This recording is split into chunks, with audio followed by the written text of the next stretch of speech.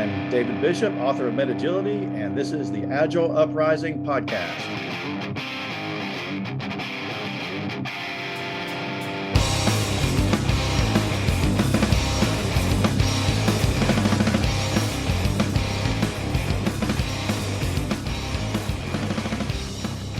Greetings. Welcome to another edition of the Agile Uprising podcast. I'm your host again, Jay Hersko. Joined with me once again, I have a whole panel. We have Mr. Mike Cadell, or Mike Cadell After Dark. I'm going to put that disclaimer out there now. Howdy, y'all. We have Jonathan Schneider, who's fresh from Savannah, Georgia. Hey. And we have Shira Lehman. Shira, longtime listener, first-time caller. Is that correct? Yes, sir. Here we go. Fantastic. So what are we talking about this week, people? So this week, we're going to discuss a blog post that I forgot who came across it, but it got shared across our Discord server. And it generated enough conversation that we figured it was worth a full recorded episode.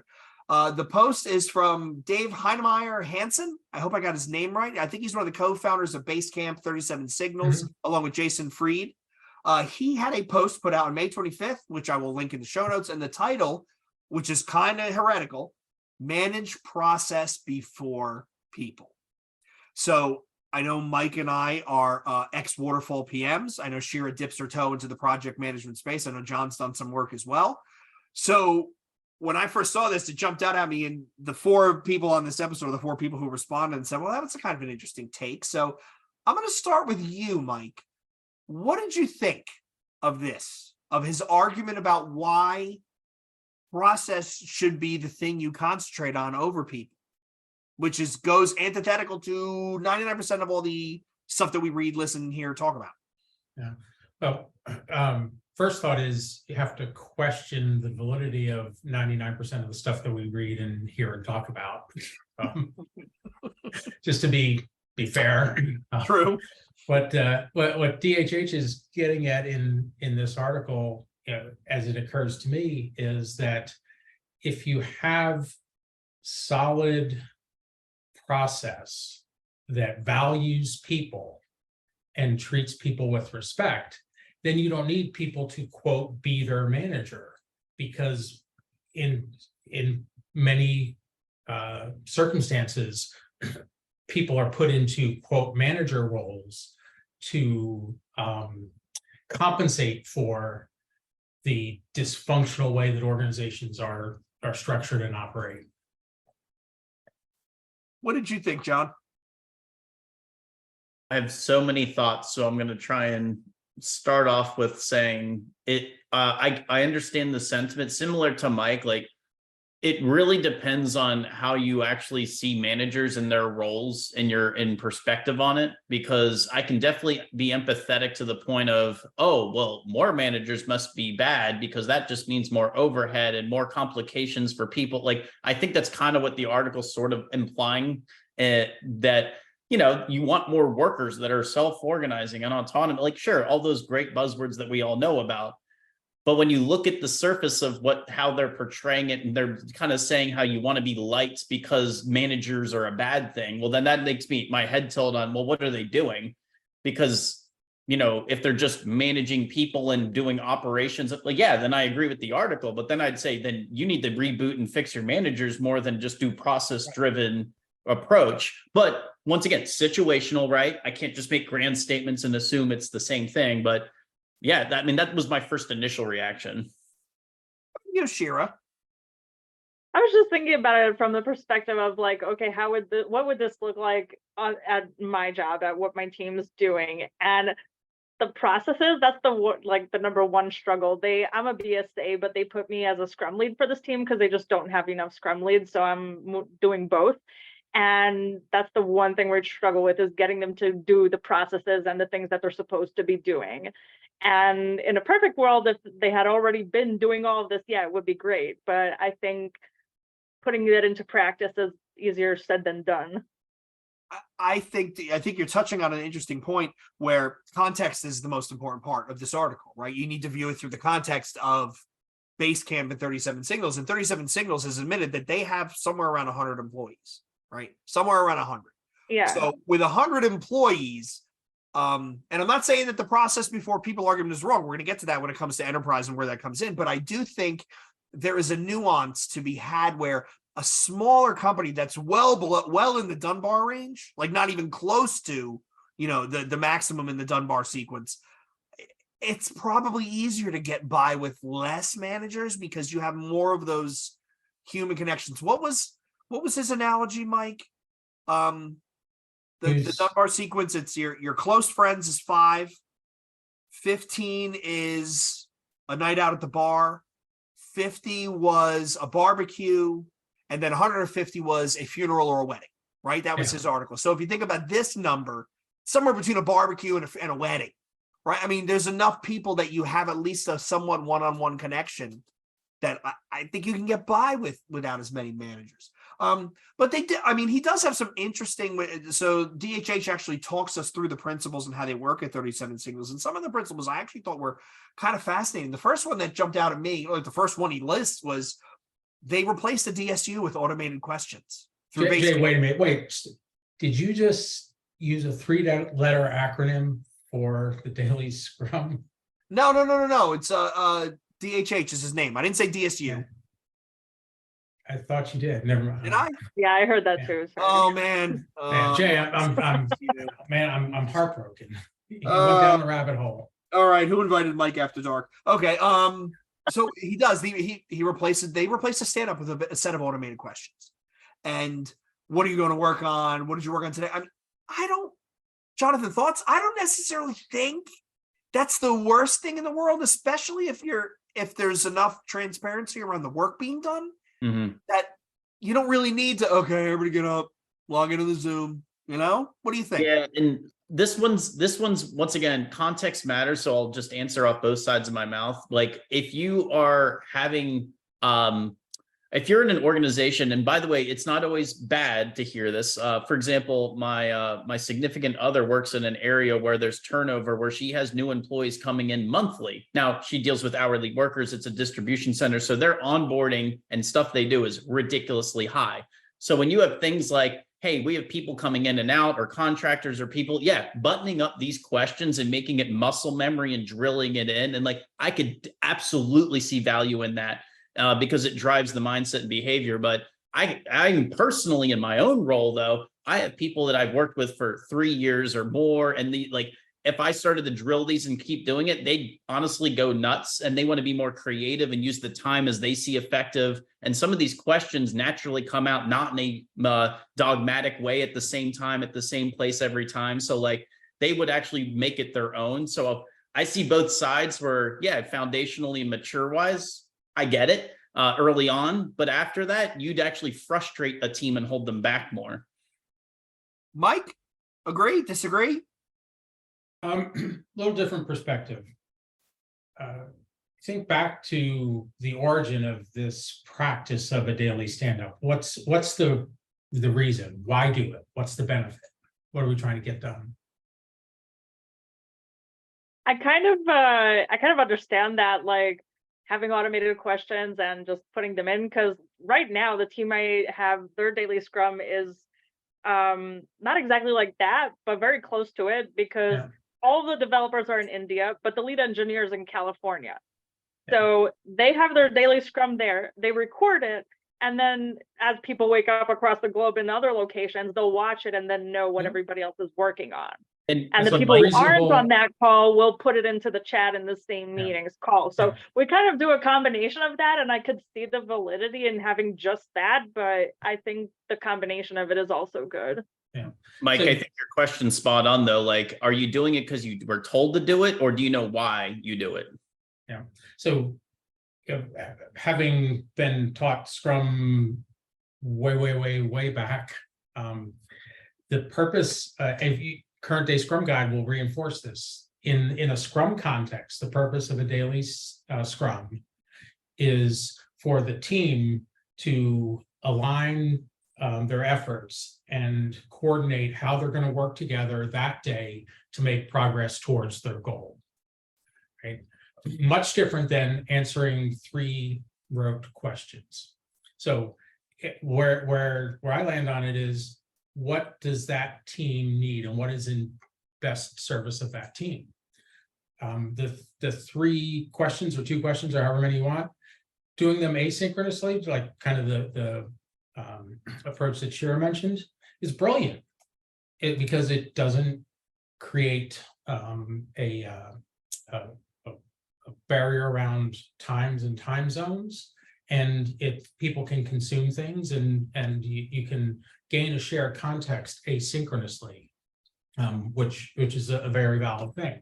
What you forfeit in that is the timeliness and the power of that group swarming together, if you will, for a day to figure out how to help each other. And you also you lose out on some of the sense of cohesion and camaraderie that comes with it. You can achieve those things other ways. Those things may not be important for you. As you said at the outset, context matters greatly. So I've coached and worked with teams that say, no, we don't need a daily scrum. And again, using Shira's example, they're spread all over time zones. I've worked with alleged teams that are in alleged teams. I like these India. There people in India, in Eastern Europe, in England, in East Coast US, Mountain Time and Pacific Time, and coordinating that, and then occasionally we'd have some folks from the Philippines. So putting all that together and trying to force fit that into the mold of we need to get together to answer these 3 daily questions was just stupid. And we didn't do it. We did asynchronous coordination, and we accepted the limitation that our collaboration was not going to be as rich because we didn't and that's not a function of the 3 questions or this or that. It's a function of how the team was distributed across the globe. So no judgment on it. It's just different circumstances require different solutions. We have recurring meetings for the entire team in addition to their daily scrum that they do, and we have twice a week where everybody joins, and we have it at a time where everybody across the globe can join. Yep. And we record them, and that's where they do their deep dives, their collaborations, and all of that stuff. But we know ahead of time what we're going to talk about in these meetings because we all watch their daily scrum recording, and we all keep up to date on those in the same chat where the recording is saved. Yeah. And what DHH mentions in this article is it allows people within the team and outside the team to be aware or in the loop, as they say, on what someone's working on. So this is a good illustration of how you can create shared context asynchronously, and that's what this is doing. And you know what? It's different than synchronous context. Who's to say what's good or bad? It does make me think of I just finished, and Mike and I were talking about this, the book Rational Ritual. And I think we're probably going to do an episode, a deep dive on it. I learned more about the importance of ceremonies, right? Mm-hmm. After reading that book, and then why they're so important and how to solve these coordination problems. I really, we'll dive into that. But the idea of the DSU is meant to create some common knowledge, which solves your coordination problem. If you can create that and not be in a room, okay, well, if you don't get a meeting, if you can free up times on people's calendars to create the I know that you know, and you know that I know that you know, okay, great. Yeah. Next one, John, I'm going to go to you. I want to get your thoughts on this because you're very close to the product world. He talks about how they do, and I do have the Shape Up book back here somewhere. They do 6-week cycles, 2-week cooldowns. What were your thoughts on that? And especially, what are your thoughts on that compared to some of the PI planning stuff? Yeah.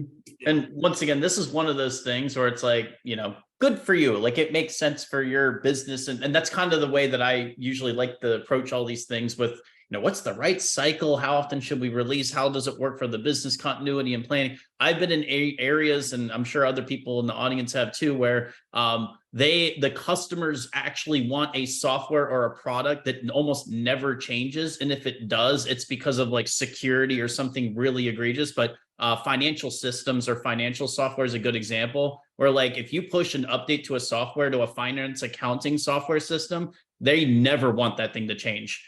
They're like, dude, please leave it alone for 20 years. If it works, do not touch it. And then you have the polar opposite extreme, obviously, that everyone's aware of, where, these fintech companies and FANG companies are pushing, every 13 seconds and like just changing production like crazy. And there's releases like nuts.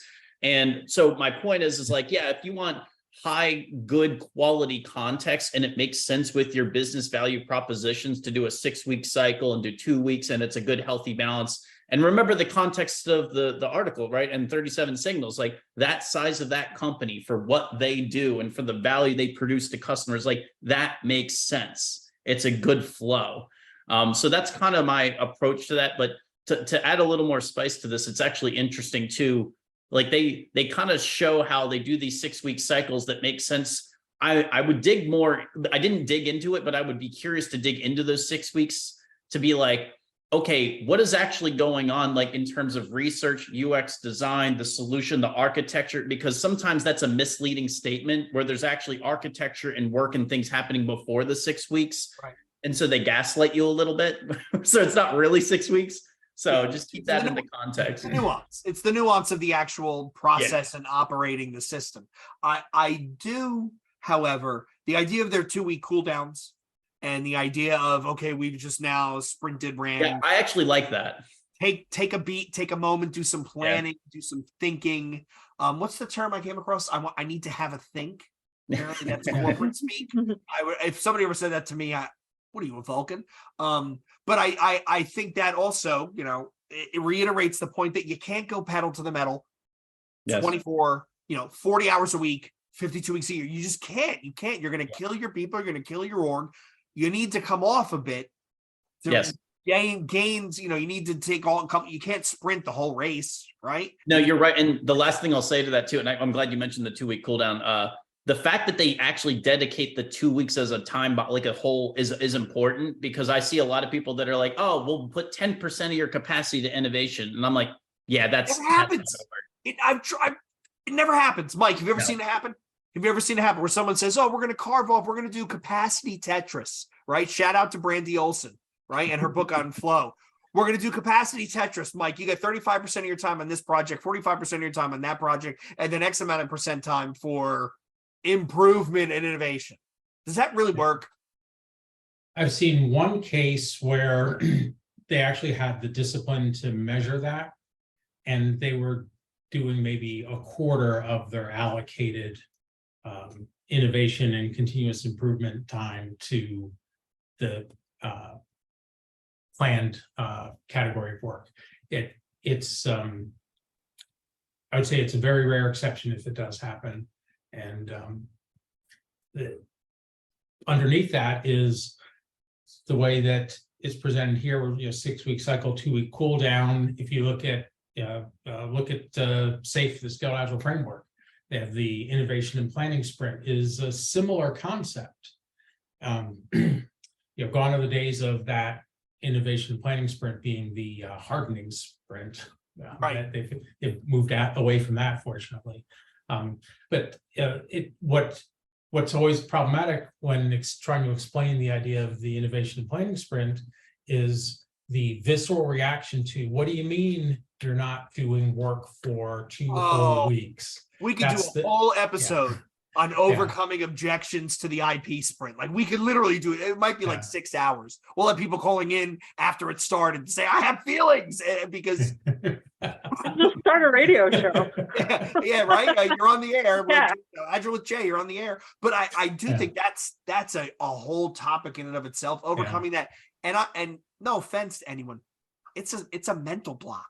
It's a mental stumbling block that you need to unlearn what you think about capacitization to relearn, to say, oh, we need this. And it's rooted more often than not in fear. But to John's point, and your point, Jay, about that we're going to take our 10% of time for innovation and spread it out over the mid-range time box. Why that doesn't happen is or why that approach is taken, I should say, frequently in my experience, is because it's a way to give lip service to the idea, but not confront the reality that we are taking time to investing time in getting better and getting faster at what we do.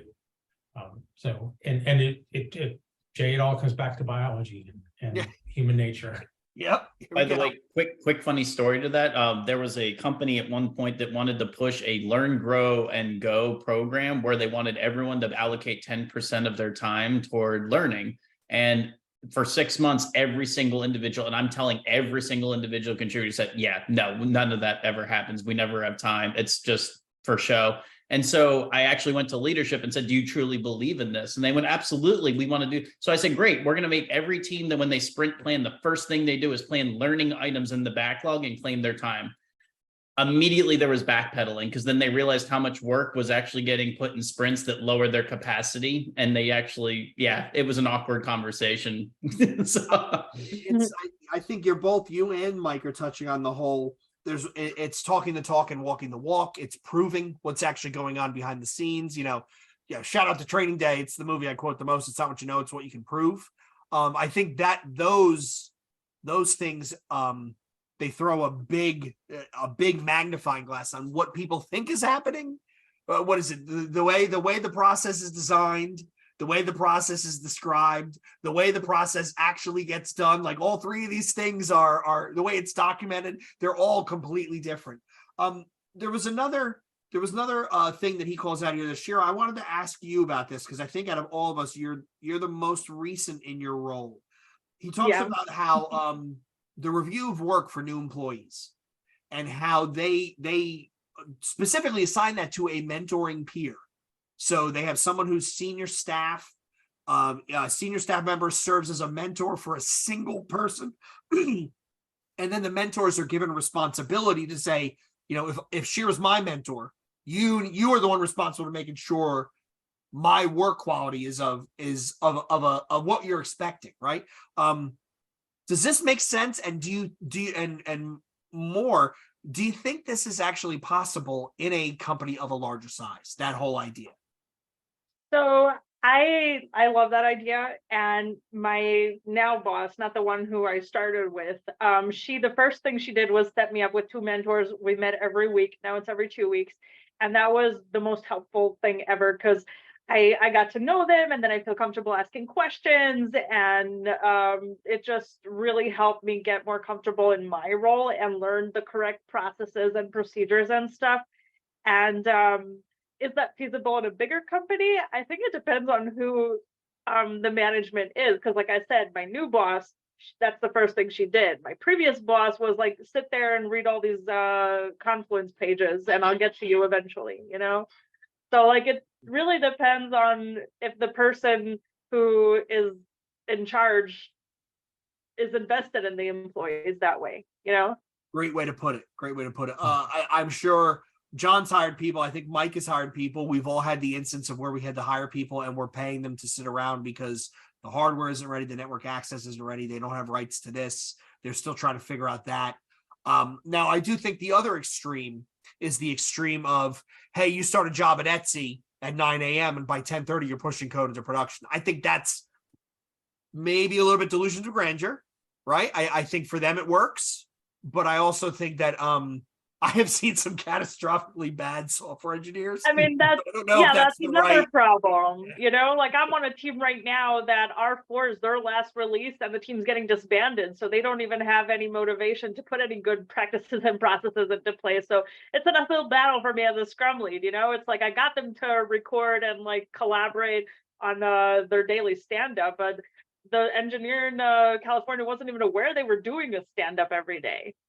Like I had to say, okay, we need to do a daily stand-up. And then they said, oh, we already do that. And some people on the team were like, oh, we do? So it's like a lot of people not communicating and not being aware of what the processes are. But like I said, it depends on who is running the team. And if they have a timestamp on the team, like the people aren't going to be very motivated to do any of this stuff. It's like, why do we have to now like start story pointing with the entire team when we used to do it with just the developers working on the story, and like why are we bothering to do this when this project is ending in 3 months,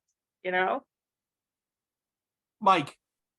Yeah, and so kind of reinforcing and piggybacking easy for me to say, off what Cher was just saying, can the process about of having mentoring peers review the work of new employees, can that work in larger organizations? I'll use the quote at scale, which I've come to hate the term because it's overloaded. But can it work in large corporations with lots of people?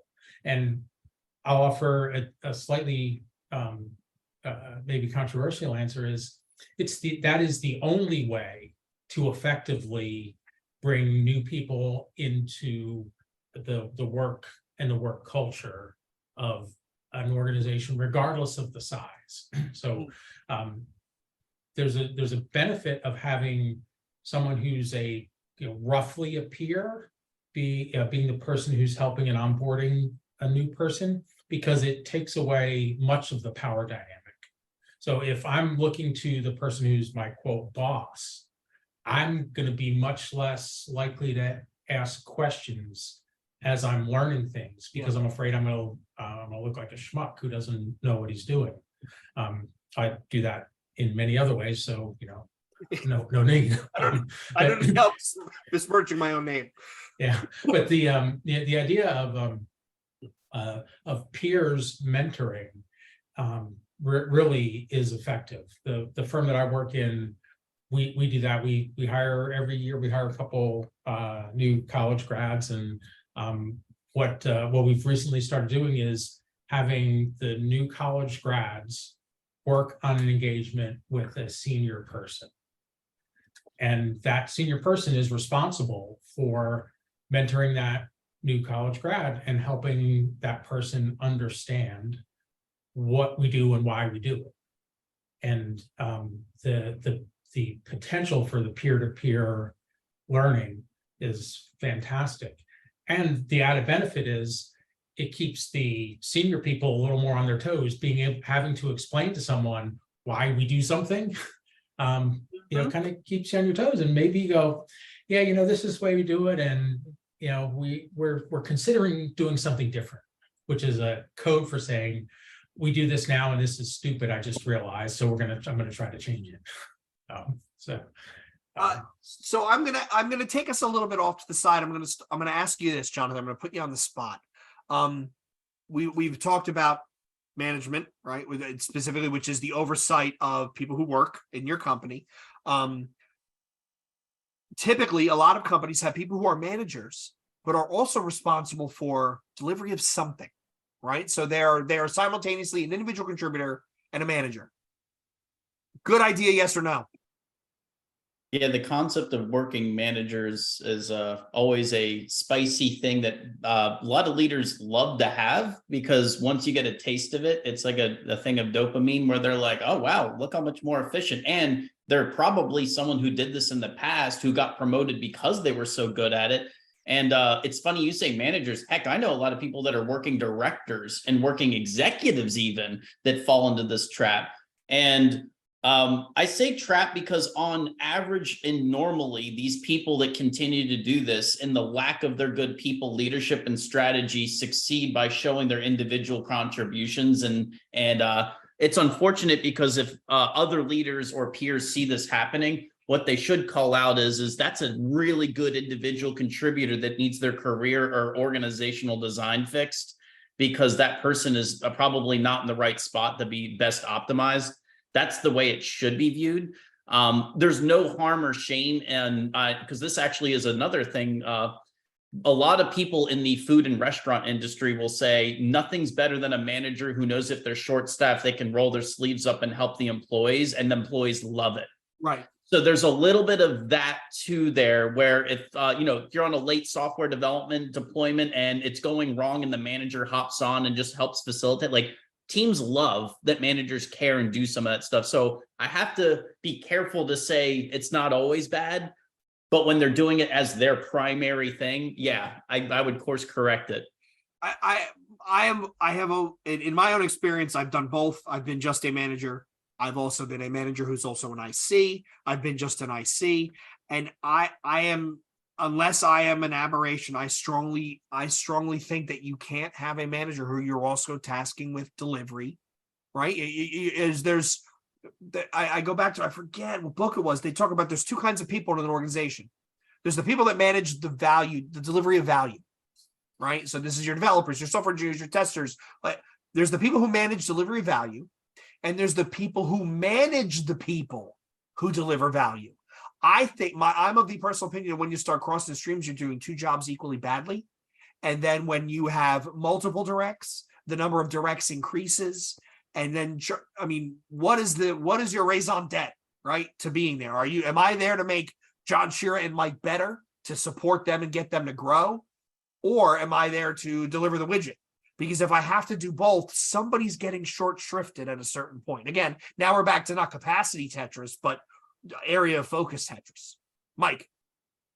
So the point of view you just articulated, Jay, makes a lot of sense in the context of what we know as management roles and duties in a typical corporate structure.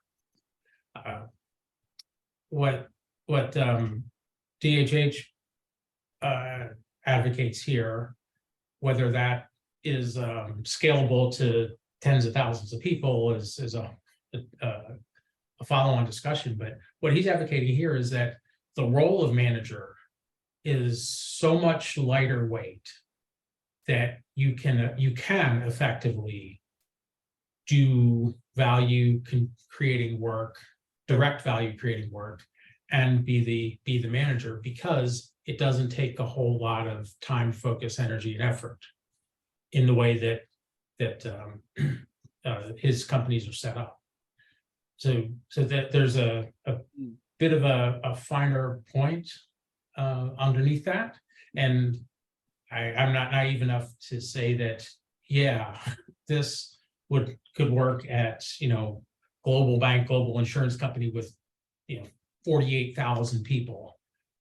Don't know, gonna guess maybe not, but could something more like this and less like what most organizations work with today be effective? Hypothesis, yes. Would love to have a chance to prove that out.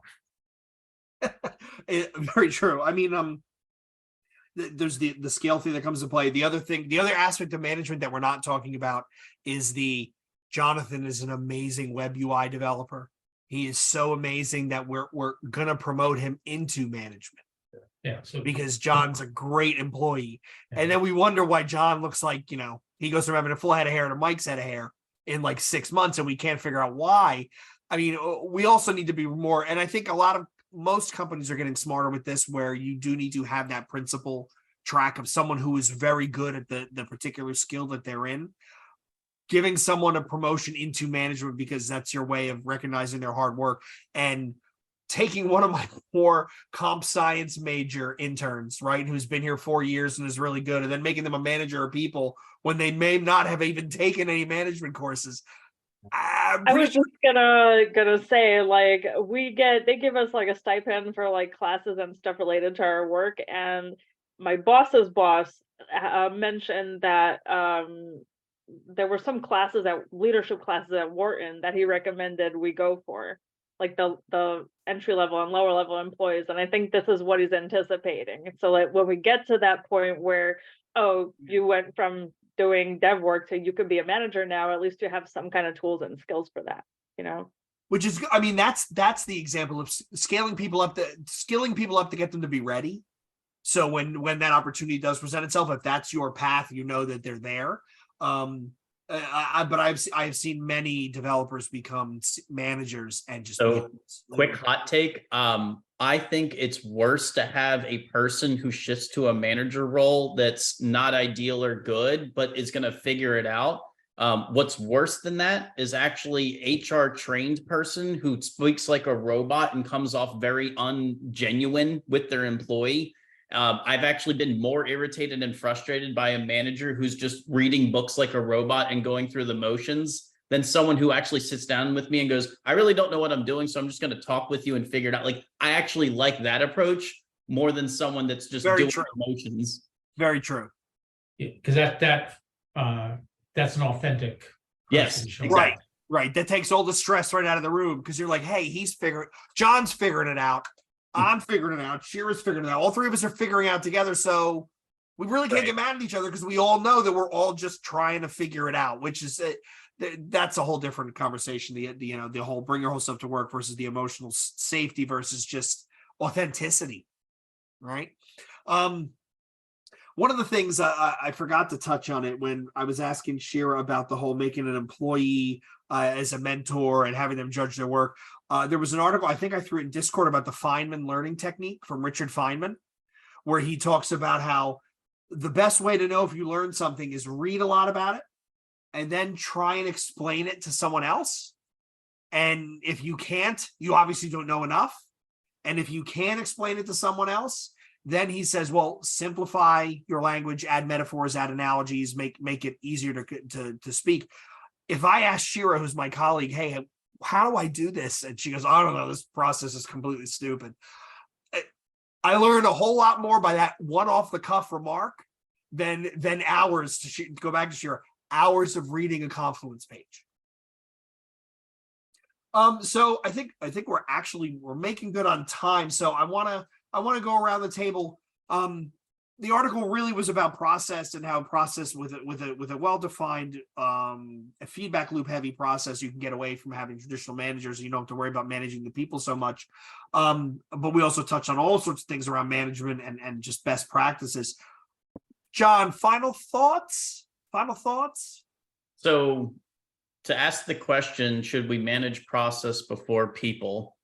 I think it goes back to, if I had to put a very default generic answer, it's hard to structure and lead with process when people need context and reasoning behind the process of why it's there. So I can definitely understand and be empathetic and even see value in driving process and having it be established, or as I would just call it, good behaviors and mindset, really more than process. But the people have to have context as to why. And that's why I still hesitate and say, we really got to focus on the people to make sure the change management and adoption's there before you just jump in and just throw stuff at them to be dogmatic. Agreed. Shira. I was just gonna say, I think putting processes before people is really nice and whatever, but you have to, like Jonathan said, the context, and also the managers that you do have, you have to make sure they're really invested in your employees and want to manage them in a way where they could be self-sufficient like this. Well said. Mike. We're fighting biology, Jay. It's a bit of a false dichotomy to try to equate one better than the other, one first, whatever. Look back at the Agile Manifesto, that this over that doesn't mean you exclude the thing on the right. It's just not your focus.